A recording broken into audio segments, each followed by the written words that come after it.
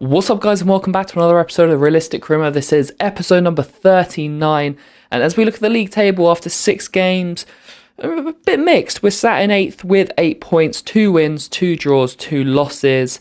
Could be doing better in the league, but definitely could be doing worse as well. If we turn a couple of those draws into wins, we'll be looking all right. As we look at our Champions League group as well, 1 win from 1, our famous win in Turin, Juventus away, a 2-1 win, Benjamin Farmer scoring the 90th minute winner. What a great way that was to start our Champions League return after 50 years.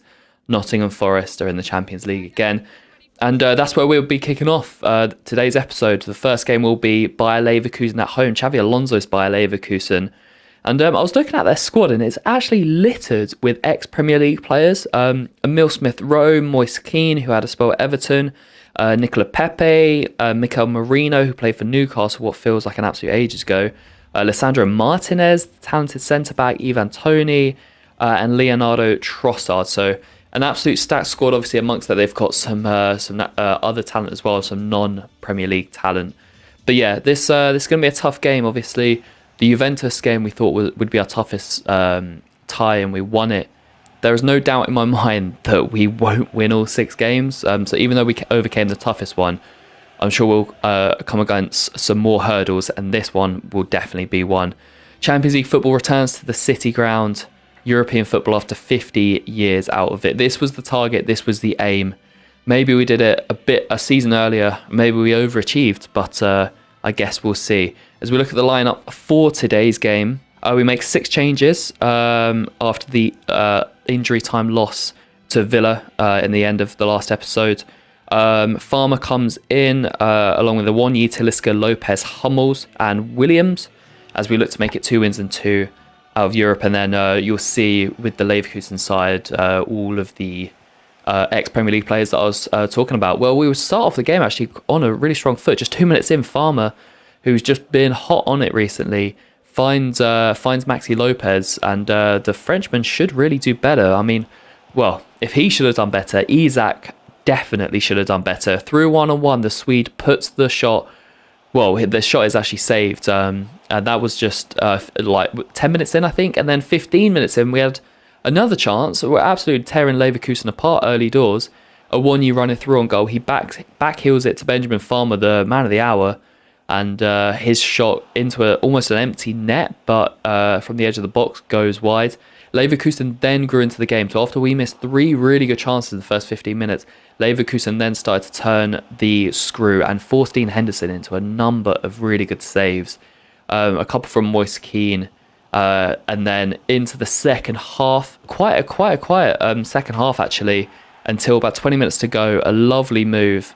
Williams into a Wonyi, who first time lofts the ball over to Isak, over the defence, and the Swede does not miss for a second time.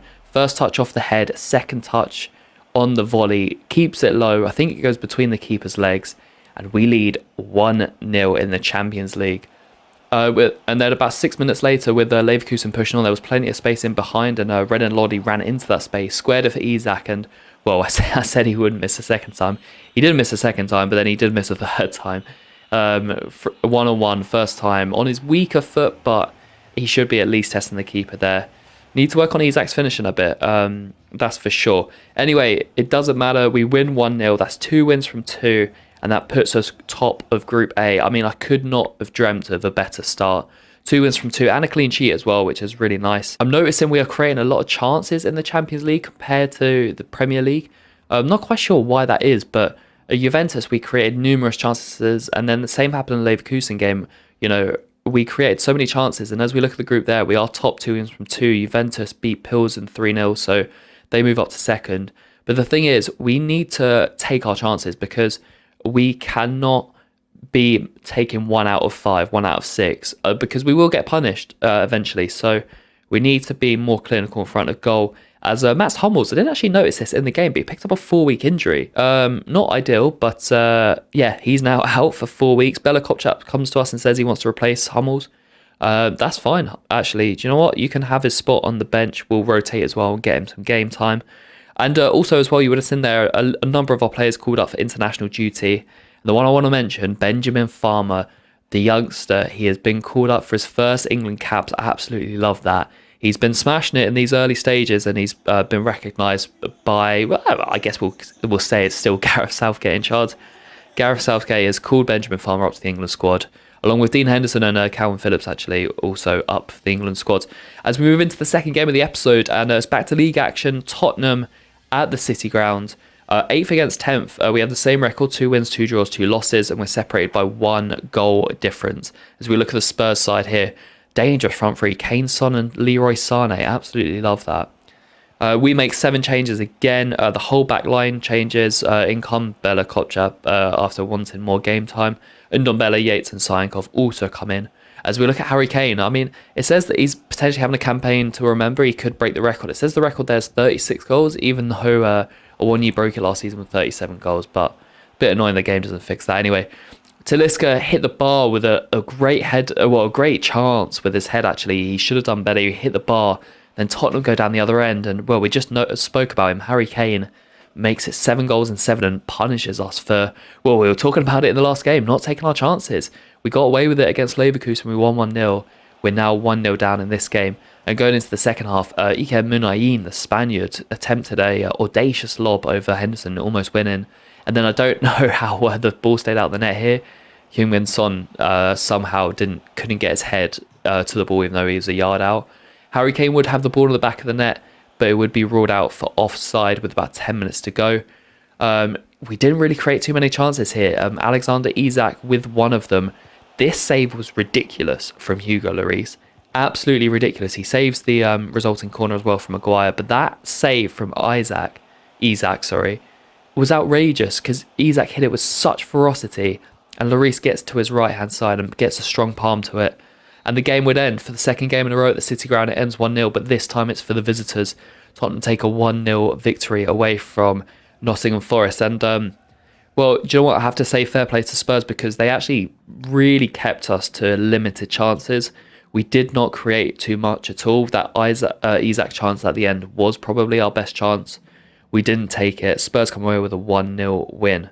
And that, do you know what? That's actually our first loss in any competition since the opening day of the season. So, although we maybe not be getting as many wins in the league, that's, you know, only our second loss in all competitions since August. So you have to look at it and feel pretty decent about it. As we head into the third and final game of the episode, and it's another North London club, Arsenal this time, with a 3 wins, 1 draw, and 3 losses record. Arsenal are sitting higher up in the table than we are, but they have conceded 14 goals in 7 games, which is the third leaguiest defence in the league. Which is so we thought, do you know what? Let's press on that. We haven't actually conceded more than 2 goals in a game this season, and that only happened once. So I think if we can get 1, we can probably get a draw from this game at least.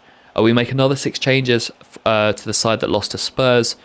As we see here, after a couple of good chances for either team, Taiwo Awoniyi, that man, he's heating up now, isn't he? Finds the far corner with a beautiful finish, actually. First touch out of his feet, whipped into the far corner, beats the American Matt Turner, and we lead at the Emirates, which, if you remember actually correctly, this was our first ever game in this realistic career mode. A whopping 30, it was episode 2, wasn't it? So 37, 38 episodes ago, we played Arsenal away, beat them on the opening day, Jesse Lingard scoring a winner.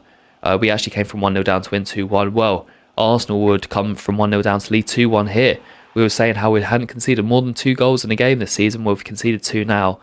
A quick fire double from Arsenal, either side of half time, Jesus and Odegaard making it 2-1. Awoniyi would make it 2-2 with his second goal of the game, but then our defence was just not on form today. It really, really wasn't, and Arsenal would punish us again.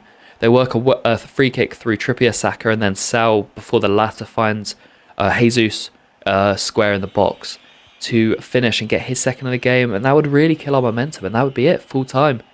And all of a sudden, back-to-back losses in the league, and it's the first time we've conceded more than 2 goals in a game, and that's only happened once other time this season. We knew Arsenal's defence were leaky, but we let ourselves down defensively at the back. I just think, I don't know, I'm trying to think about like what the issue is. As we look at the table here, we're 15th. I know it's early doors, only 8 games into the season, but maybe we overachieved a little bit. I know we're in the Champions League now and we've won 2 from 2 in the Champions League, but maybe that's just having a toll on the team. You know, we brought in a lot of players. We're having to make 6 or 7 changes each game because we're having to play Wednesday, Saturday, or Wednesday, Sunday. And maybe the team is just struggling to gel because of that. We're conceding less goals, but we're actually scoring less as well. So I don't know. Maybe we just need to find time to adapt to the European and league double responsibility. But who knows? Hopefully we can turn it around soon. But that will be it for episode 39. I really hope you're enjoying the career mode as much as I am. If you have any suggestions for how we should improve the team or improve the save, drop a comment below. And of course, hit that sub button if you haven't already. But until next time, I'll catch you later. Peace.